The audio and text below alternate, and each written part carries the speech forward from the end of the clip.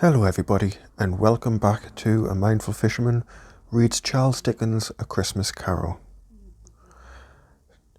Chapter 5. The End of It. Yes, and the bedpost was his own, the bed was his own, the room was his own. Best and happiest of all, the time before him was his own, to make amends in. I will live in the past, the present, and the future, Scrooge repeated, as he scrambled out of bed.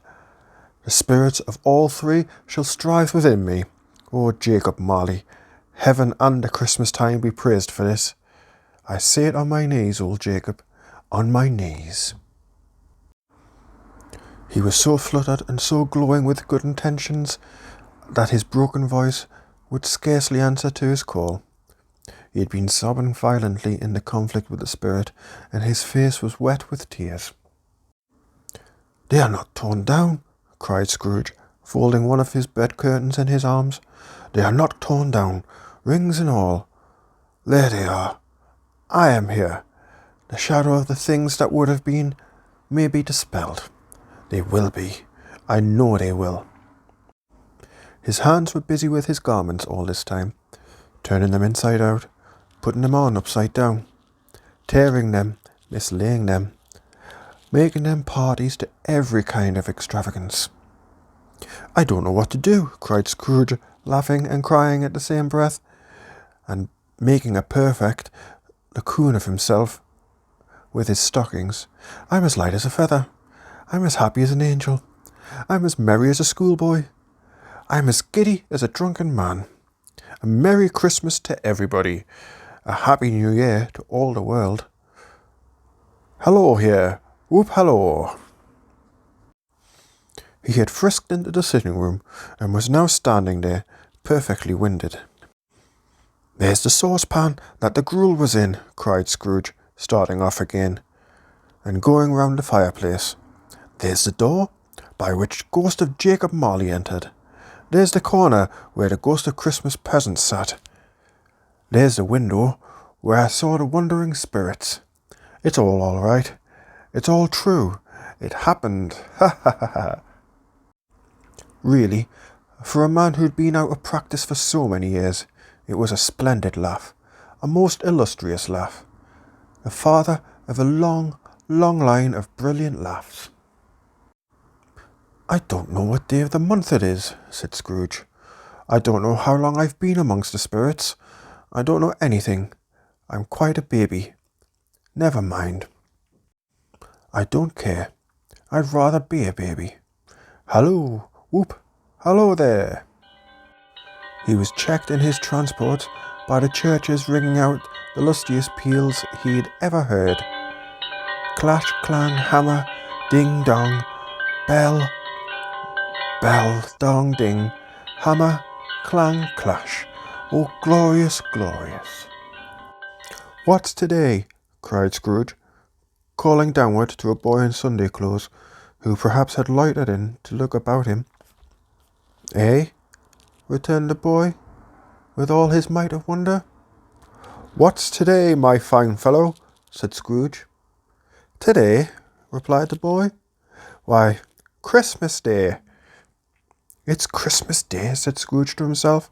"I haven't missed it. The spirits have done it all in one night. They can do anything they like. Of course they can. Of course they can.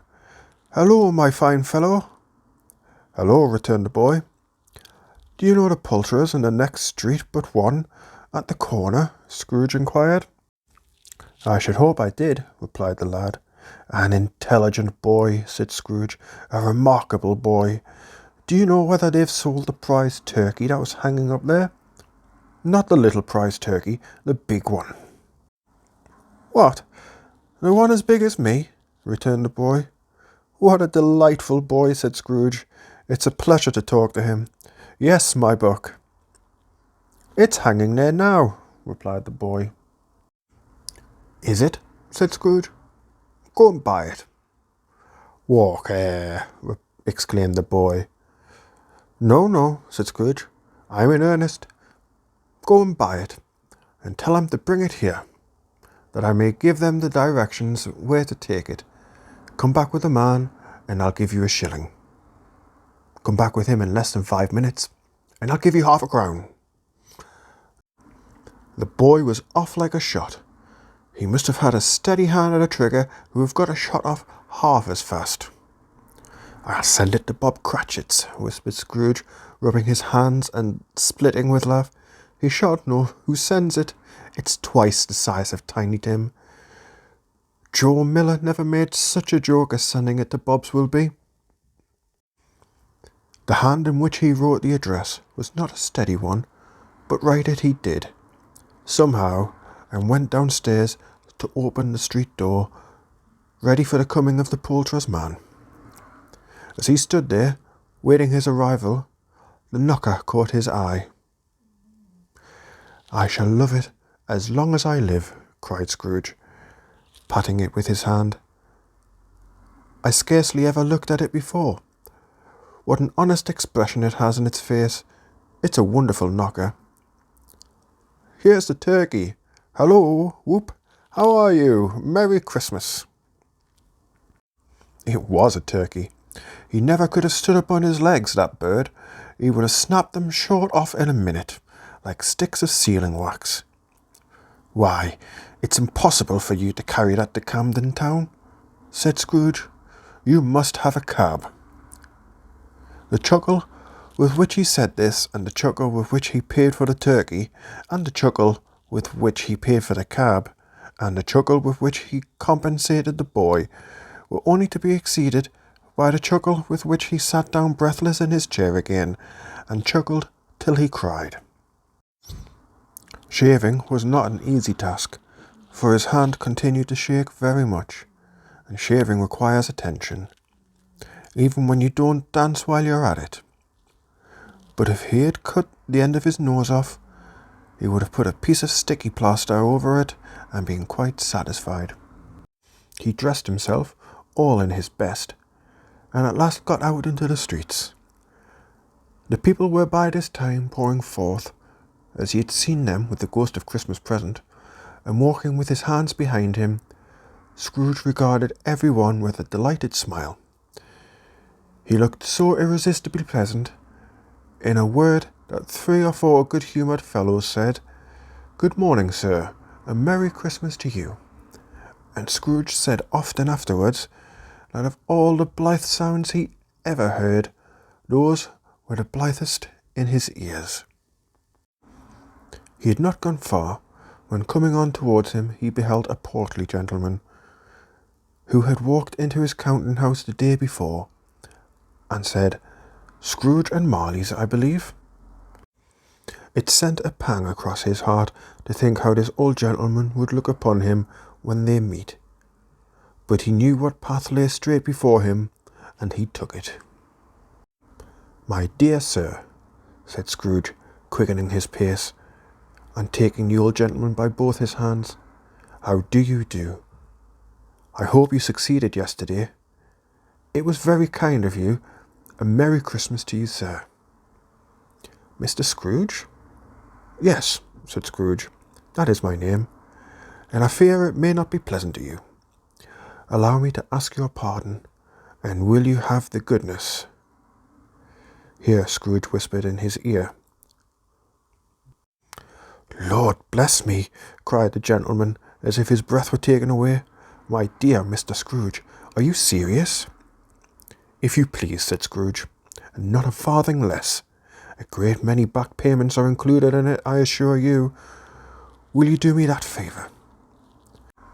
"My dear sir," said the other, shaking hands with him, "I don't know what to say to such "Don't say anything, please," retorted Scrooge.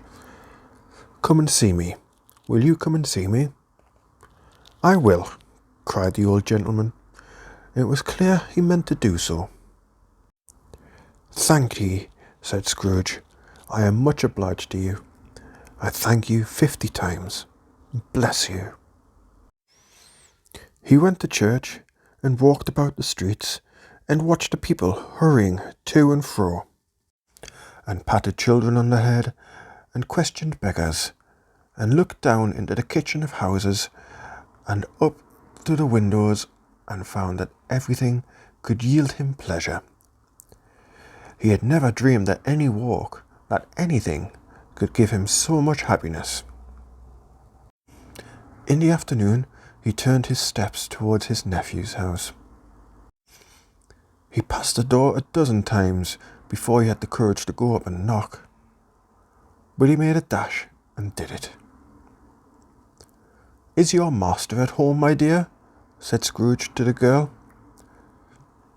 "Nice girl, very." "Yes, sir." "Where is he, my love?" said Scrooge. "He's in the dining room, sir, along with the mistress. I'll show you upstairs, if you please." "Thank ye, he knows me," said Scrooge, with his hand already on the dining room lock. "I'll go in here, my dear."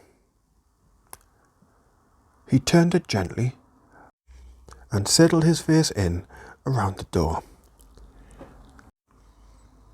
They were looking at the table, which was spread out in great array, for these young housekeepers are always nervous on such points, and like to see that everything is right. "Fred," said Scrooge. Dear heart alive, how his niece by marriage started. Scrooge had forgotten, for the moment, about her sitting in the corner with the footstool, or he wouldn't have done it on any account. "Why, bless my soul," cried Fred. "Who's that?" "It is I, your Uncle Scrooge. I've come to dinner. Will you let me in, Fred?" "Let him in? It is a mercy he didn't shake his arm off. He was at home in 5 minutes. Nothing could be heartier. His niece looked just the same. So did Topper when he came. So did the plump sister when she came. So did everyone when they came. A wonderful party, wonderful games, wonderful unanimity, and wonderful happiness." But he was early at the office the next morning. Oh, he was early there. If he could only be there first and catch Bob Cratchit coming late. That was the thing he had set his heart upon. And he did it. Yes, he did. The clock struck 9. No Bob. 1/4 past. No Bob. He was full 18 minutes and a half behind his time. Scrooge sat with his door wide open that he might see him come into the tank. His hat was off before he opened the door, his comforter too. He was on his stool in a jiffy, driving away with his pen as if he were trying to overtake 9 o'clock. "Hello," growled Scrooge in his accustomed voice, as near as he could feign it. "What do you mean by coming here at this time of day?" "I'm very sorry, sir," said Bob. "I am behind my time." "You are?" repeated Scrooge. "Yes, I think you are. Step this way, sir, if you please." "It's only once a year, sir," pleaded Bob, appearing from the tank. "It shall not be repeated. I was making rather merry yesterday, sir." "Now, I'll tell you what, my friend," said Scrooge. "I am not going to stand for this sort of thing any longer, and therefore," he continued, leaping from his stool and giving Bob such a dig in the waistcoat that he staggered back into the tank again, "and therefore I am about to raise your salary." Bob trembled and got a little nearer to the ruler. He had a momentary idea of knocking Scrooge down with it, holding him and calling to the people in the court for help, and a straight waistcoat. "A Merry Christmas, Bob," said Scrooge, with an earnestness that could not be mistaken, and as he clapped him on the back, "A merrier Christmas, Bob, my good fellow, than I have given you for many a year. I'll raise your salary and endeavour to assist your struggling family, and we will discuss your affairs this very afternoon over a Christmas bowl of smoking bishop. Bob, make up the fires, and buy another coal scuttle before you dot another I. Bob Cratchit." Scrooge was better than his word. He did it all and infinitely more. And to Tiny Tim, who did not die, he was a second father. He became as good a friend, as good a master, and as good a man as the good old city knew, or any other good old city, town, or borough in the good old world. Some people laughed to see the alteration in him, but he let them laugh, and little heeded it, for he was wise enough to know that nothing ever happened on this globe for good, at which some people did not have their fill of laughter in the outset. And knowing that such as these would be blind anyway, he thought it quite as well that they should wrinkle up their eyes in grins, as have the milady in less attractive forms. His own heart laughed, and that was quite enough for him. He had no further intercourse with spirits, but lived upon the total abstinence principle, ever afterwards, and it was always said of him that he knew how to keep Christmas well, if any man alive possessed the knowledge. May that be truly said of us, and all of us. And so, as Tiny Tim observed, God bless us, every one. Now this brings us to the end of our story. I hope you've enjoyed the listen half as much as I have enjoyed the read. And as I have said before, and shall say again, thank you for listening, take care of yourselves, and a very Merry Christmas.